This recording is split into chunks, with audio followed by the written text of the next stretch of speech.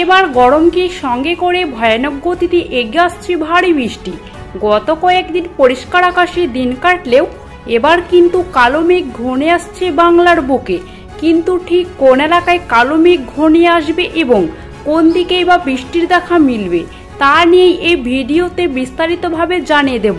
আপনি ভিডিওটি অবশ্যই শেষ পর্যন্ত দেখবেন।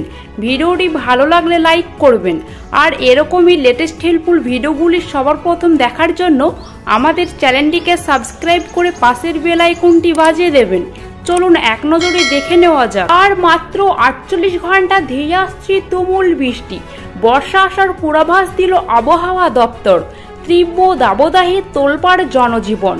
দেশের বিভিন্ন রাজ্যের তাপমাত্রা 40-এর উপরে, কোথাও কোথাও তাপমাত্রা 45ও ছাড়িয়েছে। তবে আবহাওয়া বদলেছে দক্ষিণ ভারত এবং উত্তর পূর্ব ভারতে। দক্ষিণ পশ্চিম মৌসুমী বায়ু প্রবেশ করায় এই অঞ্চলে ভারী থেকে অতি ভারী বৃষ্টিপাত দেখা দিতে পারে। বিহারেও 40 ডিগ্রি ছাড়িয়েছে তাপমাত্রা। দাবদাহের প্রকোপ থেকে বাদ যায়নি দিল্লিও। দিল্লিতে তাপমাত্রা 47 ডিগ্রি ছাড়িয়েছে। তবে আগামী কয়েক ঘন্টায় ঝাঁপিয়ে বৃষ্টি নামতে পারে রাজধানীতে। তবে মাত্র কয়েক ঘন্টার মধ্যে বৃষ্টিপাত শুরু হবে বিভিন্ন রাজ্যে। কেরলে ইতিমধ্যেই ঢুকে পড়েছে দক্ষিণ পশ্চিম মৌসুমী বায়ু। এছাড়াও অবিরাম বৃষ্টি হতে পারে রাজ্যের বিভিন্ন জেলায়। শনিবার থেকে কেরলে ভারী বৃষ্টিপাতের পূর্বাভাস দিয়েছে আবহাওয়া দপ্তর।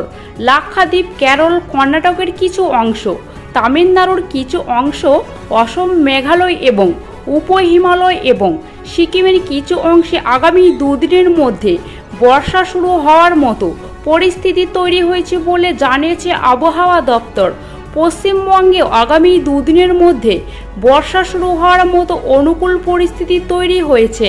লাক্ষাদ্বীপ, কেরল, আন্দামান ও নিকোবর দ্বীপপুঞ্জ, সিকিম, উপ হিমালয়, পশ্চিম এবং উত্তর পূর্ব ভারতেও হালকা থেকে মাঝারি বৃষ্টিপাতের পূর্বাভাস দিয়েছে আইএমডি।